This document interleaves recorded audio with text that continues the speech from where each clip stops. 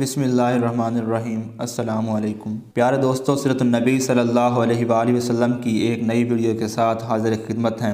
دوستو، آج کی اس ویڈیو میں ہم آپ کو غزوہ بدر کی وجوہات کے بارے میں بتائیں گے اور بتائیں گے کہ کس طرح صحابہ کرام رضوان اللہ علیہم اجمعین کی چھوٹی سی جماعت نے قریش کے کفار کے منظم لشکر کو تتر بتر کیا، اور غزوہ بدر کب اور کن حالات میں پیش آیا، اور غزوہ بدر کا مختصر تعارف بھی کروائیں گے۔ دوستو، ویڈیو ایمان افروز ہونے والی ہے، آخر تک ضرور دیکھیں۔ دوستو، آپ سے درخواست ہے، اگر آپ ہمارے چینل پر نئے ہیں تو ہمارے چینل کو سبسکرائب کر دیں اور ساتھ ہی لگے بیل کے بٹن کو بھی پریس کر دیں تاکہ ہماری نئی آنے والی ویڈیوز آپ تک پہنچتی رہیں۔ دوستو، سب سے پہلے ہم بدر کا مختصر تعارف پیش کرتے ہیں۔ ہجرت کے دوسرے سال غزوہ بدر پیش آیا۔ اس غزوہ کو غزوہ بدر کبریٰ اور غزوہ عظمیٰ بھی کہا جاتا ہے۔ بدر ایک بستی کا نام ہے جو بدر بن مخلہ بن نضر بن کنانہ سے نسبت رکھتی ہے۔ اس نے اس جگہ ڈیرہ ڈالا تھا، یا یہ بستی بدر بن حارث کے نام سے مشہور ہے جس نے یہاں کنواں کھودا تھا۔ بعض کا کہنا ہے کہ وہاں بدر کے نام سے ایک بوڑھا رہتا تھا، اسی وجہ سے اس بستی کو اس کے نام سے یاد کیا جاتا ہے۔ یا اس کا حلقہ بہت کھلا تھا، اس کا پانی اتنا صاف تھا کہ اس میں بدر کا مکمل چاند نظر آتا تھا۔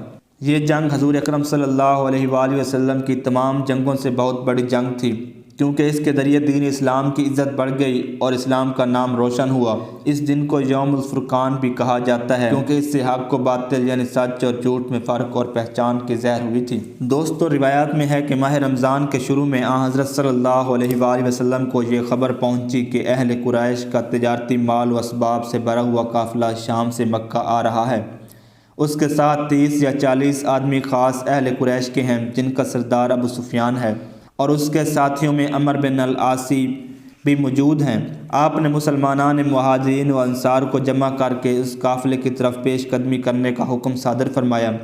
چونکہ آپ صلی اللہ علیہ وآلہ وسلم کو جنگ کا خیال غالب نہ تھا، اس وجہ سے روانگی کے وقت کچھ زیادہ اہتمام نہ کیا۔ اتفاق سے یہ خبر رفتہ رفتہ ابو سفیان تک پہنچ گئی۔ اس نے مسلمانوں سے ڈر کر زمزم بن عمر غفاری کو اجرت دے کر مکہ کی طرف روانہ کیا اور یہ کہلا بھیجا کہ تمہارا قافلہ محمد رسول اللہ صلی اللہ علیہ وآلہ وسلم اور ان کے تابعین کی وجہ سے معرض زوال میں ہے، دوڑو اور اپنے قافلہ کو بچاؤ۔ چنانچہ اہل مکہ یہ سنتے ہی سب کے سب نکل کھڑے ہوئے۔ من جملہ اوروں کے ابو لہب بھی ان میں شامل تھا۔ 8 رمضان کے بعد جناب رسول اللہ صلی اللہ علیہ وآلہ وسلم مدینہ سے روانہ ہوئے۔ حضرت عمر بن ام مکتوم رضی اللہ عنہ کو اپنی بجائے نماز پڑھانے کے لیے چھوڑ گئے۔ پھر مقام روحہ میں پہنچ کر ابو لبابہ رضی اللہ عنہ کو مدینہ کا حاکم مقرر کر کے واپس کیا۔ اس لشکر میں 3 علم تھے، ایک حضرت مصعب بن عمیر کے پاس تھا، دوسرا حضرت علی بن ابی طالب کے پاس اور تیسرا کسی انصاری کے ہاتھ میں تھا۔ ان آخری 2 کی نسبت بیان کیا جاتا ہے کہ سیاہ رنگ کے علم تھے۔ صحابہ رضوان اللہ علیہم اجمعین کے ساتھ اس معرکہ میں صرف 70 اونٹ تھے، جس پر سب باری باری سوار ہوتے تھے۔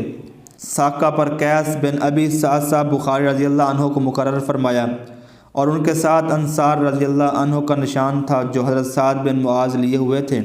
حضرت صلی اللہ علیہ وآلہ وسلم مدینہ کی پشت سے نکل کر ذی الحلیفہ کی طرف گئے، صغیرات یمام تک پہنچ کر بئر روحہ کی طرف بڑھے، پھر عام و مفہور راستہ کو دائیں ہاتھ چھوڑ کر صفرا پہنچے۔ اس مقام پر پہنچنے سے پہلے حضرت صلی اللہ علیہ وآلہ وسلم نے بصیص بن عمر الجہنی رضی اللہ عنہ کو اور عدی بن ابی الزار رضی اللہ عنہ کو بدر کی طرف ابو سفیان کے تجسس حال کے لیے روانہ کر دیا، اور خود اپنے ہمراہیوں کے ساتھ صفرا کے دائیں جانب سے وادی ذکران پہنچے۔ اس مقام پر آپ صلی اللہ علیہ وآلہ وسلم کو مکہ سے قریش کے نکلنے کی اطلاع ہوئی۔ آپ صلی اللہ علیہ وآلہ وسلم نے مہاجرین و انصار کو جمع کر کے مشورہ کیا۔ پہلے مہاجرین نے نہایت خوبصورتی سے بصر و چشم ہر حکم کی بجا لانے کا اقرار کیا، اور اس کے بعد آپ صلی اللہ علیہ وآلہ وسلم نے انصار کی طرف رخ کیا۔ ان میں سے حضرت سعد بن معاذ نے نکل کر عرض کیا، اے رسول اللہ صلی اللہ علیہ وآلہ وسلم، ہم نے آپ صلی اللہ علیہ وآلہ وسلم کے دست مبارک پر بیعت کی ہے، اگر آپ دریا میں کودنے کو فرمائیں گے تو ہم اس میں بھی غوطہ لگائیں گے۔ آپ اللہ کے نام پر ہمارے ساتھ چلیے، ہم ساتھ چھوڑنے والوں میں سے نہیں ہیں۔ حضرت صلی اللہ علیہ وآلہ وسلم یہ سن کر خوش ہو گئے اور یہ ارشاد فرمایا کہ تم لوگوں کو بشارت ہو، اللہ جل شانہ نے مجھ سے فتح اور نصرت کا وعدہ فرمایا ہے۔ اس کے بعد وادی ذکران سے روانہ ہوئے، بدر کے قریب پہنچ کر حضرت علی بن ابی طالب حضرت زبیر اور حضرت سعد کو چند آدمیوں کے ہمراہ تجسس احوال کی غرض سے روانہ کیا۔ اتفاق سے اہل قریش کے 2 کامسن لڑکے ان لوگوں کے ہاتھ آ گئے۔ یہ لوگ ان کو پکڑ لائے۔ حضرت صلی اللہ علیہ وآلہ وسلم اس وقت نماز پڑھ رہے تھے۔ استفسار پر ان لڑکوں نے ظاہر کیا کہ ہم اہل قریش کے پانی بھرنے والے ہیں۔ ان لوگوں کے کہنے کو سچ نہ جان کر مارنا شروع کیا، اس امید سے کہ شاید اس مار پیٹ کے خوف سے ابو سفیان کے حالات بتلا دیں۔ 2-4 ہاتھ مار کھانے کے بعد ان دونوں نے کہنا شروع کیا، ہم اہل قریش کے قافلہ والوں میں سے ہیں۔ اس اثناء میں حضرت صلی اللہ علیہ وآلہ وسلم نے سلام پھیرا اور نماز سے فارغ ہو کر ان لوگوں کو مارنے سے منع فرمایا اور لڑکوں سے ارشاد فرمایا، تم مجھے سچ بتلاؤ کہ اہل قریش کہاں ہیں؟ لڑکوں نے جواب دیا کہ اس ٹیلہ کی طرف ہیں، ایک روز 10 اونٹ اور دوسرے روز 9 اونٹ ذبح کرتے ہیں۔ آپ صلی اللہ علیہ وآلہ وسلم نے ارشاد فرمایا کہ مشرکین کی تعداد 1000 اور 900 کے درمیان ہے۔ حضرت بصیر و عدی رضی اللہ عنہ جو جاسوسی کی غرض سے صفراء میں پہنچنے سے پہلے روانہ کیے گئے تھے، اس وقت تک کچھ پتہ نہ تھا اور نہ یہ معلوم تھا کہ وہ کہاں ہیں اور کس طرف جا رہے ہیں۔ لیکن تھوڑی دیر کے بعد بدر کے قریب ایک ٹیلہ کے نیچے پانی کے چشمہ کی طرف 2 شخص اونٹ پر سوار آتے ہوئے نظر آئے۔ رفتہ رفتہ جب وہ پانی کے قریب آ گئے اور اپنے اونٹوں کو ایک ظرف میں پانی پلانے لگے، مجدی بن عمر ان دونوں کے قریب بیٹھا ہوا تھا۔ اس اثناء میں 2 عورتیں آپس میں باتیں کرتی ہوئی دکھائی دیں۔ ان میں سے ایک نے دوسری سے مخاطب ہو کر کہا کہ کل یا پرسوں اہل قریش کا قافلہ یہاں ہوگا، ان کے لیے کچھ کھانا وغیرہ تیار کر رکھنا چاہیے۔ دوسری نے جواب دیا، ضرور، میں بھی کچھ نہ کچھ تیار کروں گی۔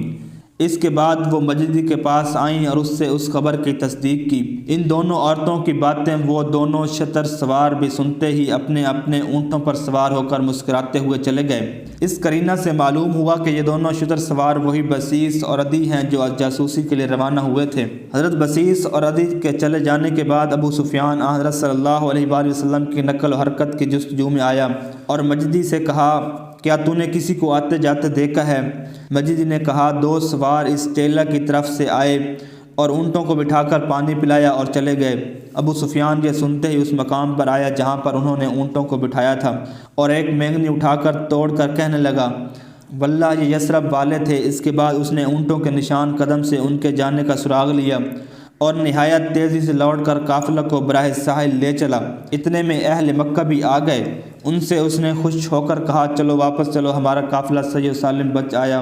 ابو جہل نے کہا، واللہ جب تک ہم اب بدر تک نہ پہنچ جائیں اور 3 دن تک وہاں ٹھہر کر کھا پی کر مزے نہ اڑا لیں گے، ہرگز واپس نہ ہوں گے۔ اخنس بن شریک نے کہا کہ تم لوگ اپنے قافلہ کو بچانے کو آئے تھے، چنانچہ وہ محفوظ رہا، اب واپس چلنا چاہیے، یہاں اب ایک ساتھ نہ ٹھہروں گا۔ ابو جہل نے اس کا جواب ترش روئی سے دیا، جس سے اخنس معقل بنو زہرہ اور ان کے حلیف کے لوٹ کھڑا ہوا۔ بنو عدی پہلے ہی سے اہل مکہ کے ساتھ نہیں گئے تھے، اس وجہ سے واقع بدر میں نہ کوئی زہری قریش تھا اور نہ کوئی عدوی قریش تھا۔ قریش سے پہلے حضرت صلی اللہ علیہ وآلہ وسلم نے بدر پہنچ کر ایک چھوٹے سے کنویں پر قیام فرمایا۔ حباب بن المنذر بن عمر بن الجموع نے عرض کیا کہ اللہ جل شانہ نے ایسی منزل پر پہنچا دیا ہے، اگر لڑائی کا قصد ہے تو ہرگز اس مقام کو نہ چھوڑیے، ہم آپ صلی اللہ علیہ وآلہ وسلم کے لیے کھجور کے پتوں اور لکڑیوں سے ایک مکان بنائے دیتے ہیں اور ایک حوض کھود کر پانی بھر لیتے ہیں تاکہ دوران جنگ پانی کھینچنے اور لانے سے بے فکر رہیں۔ آپ صلی اللہ علیہ وآلہ وسلم نے یہ تجویز پسند فرمائی۔ اصحاب نے تھوڑی دیر میں ایک حوض کھود کر پانی سے بھر لیا اور مشکیزوں کو بھی پر کر کے پورے کنویں پر قبضہ کر لیا۔ قریش کا گروہ آیا اور بدر کے قریب ٹھہرا تو انہوں نے عمیر بن وہب کو مسلمانوں کو دیکھنے اور ان کو شمار کرنے کے لیے بھیجا۔ عمیر بن وہب لشکر اسلام کے ارد گرد پھر کر واپس گیا اور مشرکین مکہ سے بیان کیا کہ اصحاب محمد رسول اللہ صلی اللہ علیہ وآلہ وسلم 310 یا کچھ کم و بیش ہیں، ان کے من جملہ 2 شخص زبیر و مقداد سواروں میں ہیں۔ حکیم بن حزام و عتبہ بن ربیعہ نے مسلمانوں کو قلیل المقدار اور حقیر سمجھ کر ما قریش کے بلا جنگ لوٹنے کا قصد کیا، لیکن ابو جہل نے اس رائے سے اختلاف کیا۔ مشرکین مکہ نے ابو جہل کی موافقت کی، دونوں گروہ آمادہ جنگ ہو گئے۔ حضرت صلی اللہ علیہ وآلہ وسلم لشکر اسلام کی صفیں درست و مرتب کر کے اپنی قیام گاہ پر صرف حضرت ابوبکر رضی اللہ عنہ کو اپنے ہمراہ لے کر واپس ہوئے اور اللہ جل شانہ سے دعا کرنے لگے، اے اللہ، اگر تو مسلمانوں کی یہ چھوٹی سی جماعت ختم کر دے گا تو دنیا میں کوئی تیری عبادت کرنے والا نہ رہے گا۔ اے اللہ اپنا وعدہ پورا فرما۔ حضرت ابوبکر رضی اللہ عنہ آمین ثم آمین کہتے جاتے اور کسی وقت انہیں کلمات کو دہرا دیتے تھے، اور حضرت سعد بن معاذ مکان کے دروازے پر انصار کے 2-4 نوجوانوں کو لیے ہوئے حفاظت کر رہے تھے۔ حضرت صلی اللہ علیہ وآلہ وسلم دعا مانگتے مانگتے تھوڑی دیر کے لیے خاموش ہو گئے، پھر دفعتاً چونک کر فرمایا، اے ابو بکر خوش ہو جاؤ، اللہ کی مدد آ گئی۔ اس کے بعد آپ صلی اللہ علیہ وآلہ وسلم باہر تشریف لائے اور لوگوں کو لڑائی کی ترغیب دی، اور ایک مٹھی کنکری اٹھا کر شہۃ الوجوہ پڑھ کر مشرکین کے منہ پر ماری۔ مشرکین کے گروہ سے عتبہ و شیبہ، پسران، ربیعہ اور ولید ابن عتبہ نکل کر میدان میں آئے اور للکار کر اپنے مقابلے لڑنے والے کو طلب کیا۔ اس طرف سے عبید بن الحرث و حمزہ بن عبد المطلب، علی بن ابی طالب نکلے۔ حضرت حمزہ نے اپنے مقابل شیبہ کو اور حضرت علی نے ولید کو ایک ہی وار سے قتل کر دیا، لیکن عتبہ نے حضرت عبیدہ رضی اللہ عنہ پر وار کیا جس سے ان کے پاؤں کٹ گئے۔ اتنے میں حضرت حمزہ و علی عتبہ پر ٹوٹ پڑے اور اس کو بھی قتل کر ڈالا۔ اس لڑائی میں مشرکین میں سے 70 آدمی مارے گئے۔ مسلمانوں کی طرف سے اس معرکہ میں 14 صحابی شہید ہوئے۔ لڑائی ختم ہونے کے بعد حضرت صلی اللہ علیہ وآلہ وسلم نے مشرکین مکہ کو ایک کنویں میں ڈال کر مٹی ڈلوا دی اور شہدائے صحابہ رضوان اللہ علیہم اجمعین کو علیحدہ دفن کرا دیا۔ مال غنیمت کو عبد بن کعب کے سپرد کیا، پھر بوقت مراجعت جس وقت صفرا میں پہنچے، جیسا کہ اللہ تعالیٰ نے حکم دیا اسی طرح مال غنیمت کو تقسیم فرمایا اور نضر بن الحارث کی گردن مارنے کا حکم دیا۔ پھر یہاں سے روانہ ہو کر عرق انطبیہ میں پہنچے۔ اس مقام پر عتبہ کی گردن ماری گئی۔ یہ دونوں بھی قیدیان بدر کے ساتھ قید ہو کر آئے اور حضرت صلی اللہ علیہ وآلہ وسلم سے نہایت دشمنی رکھتے تھے۔ الغرض حضرت صلی اللہ علیہ وآلہ وسلم اور صحابہ رضوان اللہ علیہم اجمعین قیدیوں اور مال غنیمت کے ساتھ منزل بمنزل سفر کرتے ہوئے مدینہ منورہ پہنچ گیا، جبکہ رمضان کے ختم ہونے میں 8 دن باقی تھے۔ بدر میں کامیابی کے بعد حضرت صلی اللہ علیہ وآلہ وسلم نے عبداللہ بن رواحہ کو اہل عالیہ مدینہ کو خوشخبری سنانے کے لیے اور اہل قافلہ مدینہ کی بشارت کے لیے زید بن حارثہ رضی اللہ عنہ کو روانہ کیا۔ اسامہ بن زید کہتے ہیں کہ فتح جنگ بدر کے خبر ہمارے کانوں تک اس وقت پہنچی جس وقت رقیہ بن رسول صلی اللہ علیہ وآلہ وسلم کو ہم لوگ مٹی دے رہے تھے۔ میں زید بن حارثہ کے پاس آیا، وہ مصلی پر کھڑے ہو کر کہہ رہے تھے، مارا گیا عتبہ بن ربیعہ، ابو جہل بن ہشام۔ اس کے بعد حضرت صلی اللہ علیہ وآلہ وسلم تشریف لائے اور آپ صلی اللہ علیہ وآلہ وسلم کے ہمراہ بدر کے قیدیوں کا قافلہ تھا۔ آپ صلی اللہ علیہ وآلہ وسلم نے ان کو اپنے اصحاب میں تقسیم کر دیا اور فرمایا، قیدیوں کے ساتھ الزرع خیر نیکی کرو۔ عباس بن عبد المطلب مشکیں باندھ کر در دولت پر رکھے گئے، چونکہ ان کا ہاتھ اس سختی سے باندھا گیا تھا، ان کے کراہنے سے تمام شب حضرت صلی اللہ علیہ وآلہ وسلم کو نیند نہ آئی۔ صحابہ رضوان اللہ علیہم اجمعین نے نیند نہ آنے کا سبب دریافت کیا تو آپ صلی اللہ علیہ وآلہ وسلم نے فرمایا، عباس کے کراہنے نے مجھے سونے نہیں دیا۔ یہ سنتے ہی ایک بزرگ نے اٹھ کر ان کی مشکیں ڈھیلی کر دیں۔ الغرض قیدیوں کے ساتھ صحابہ رضی اللہ عنہم کا برتاؤ نہایت نرمی کا تھا، جو کچھ ان کو میسر ہوتا تھا آپ بھی کھاتے جاتے تھے اور ان کو بھی کھلاتے تھے۔ چند روز کے بعد آپ صلی اللہ علیہ وآلہ وسلم نے اپنے اصحاب کرام رضوان اللہ علیہم اجمعین سے قیدیان بدر کی بابت مشورہ طلب فرمایا۔ کسی نے کچھ رائے دی اور کوئی اور کہہ رہا تھا۔ اتنے میں حضرت عمر بن الخطاب بول اٹھے، نہیں یا رسول اللہ صلی اللہ علیہ وآلہ وسلم، مصلحت تو یہ ہے کہ ان قیدیوں میں سے جو جس کا عزیز ہو وہی اس کو قتل کرے، تاکہ دوسرے مشرکین کو معلوم ہو جائے کہ ہمارے دلوں میں ان کی عزیز داری و قرابت کے لحاظ سے اللہ اور رسول صلی اللہ علیہ وآلہ وسلم کی محبت بہت زیادہ ہے۔ حضرت صلی اللہ علیہ وآلہ وسلم نے سن کر حضرت ابوبکر صدیق رضی اللہ عنہ کی طرف توجہ فرمائی۔ انہوں نے عرض کیا، یا رسول اللہ صلی اللہ علیہ وآلہ وسلم، یہ سب ہمارے آپ صلی اللہ علیہ وآلہ وسلم کے اعزاء ہیں، کوئی چچا ہے کوئی چچا کا لڑکا ہے۔ اب چونکہ اللہ جل شانہ نے ان پر ہم کو فتح و نصرت دی ہے، بہتر ہوگا کہ ان لوگوں سے فدیہ لے کر ان کو آزاد کر دیں، عجب نہیں کہ آئندہ یہ ایمان لائیں۔ حضرت صلی اللہ علیہ وآلہ وسلم کو یہ رائے پسند آئی۔ آپ صلی اللہ علیہ وآلہ وسلم نے فدیہ لے کر آزاد کر دیا، اور جو ادائے فدیہ پر قادر نہ ہو سکا اس کو حضرت صلی اللہ علیہ وآلہ وسلم نے ازرہ احسان خود آزاد کر دیا۔ دوستو، اگر آپ کو ویڈیو اچھی لگی ہو تو لائک کے بٹن کو پریس کر دیں اور کمنٹ باکس میں اپنی رائے کا اظہار ضرور کریں۔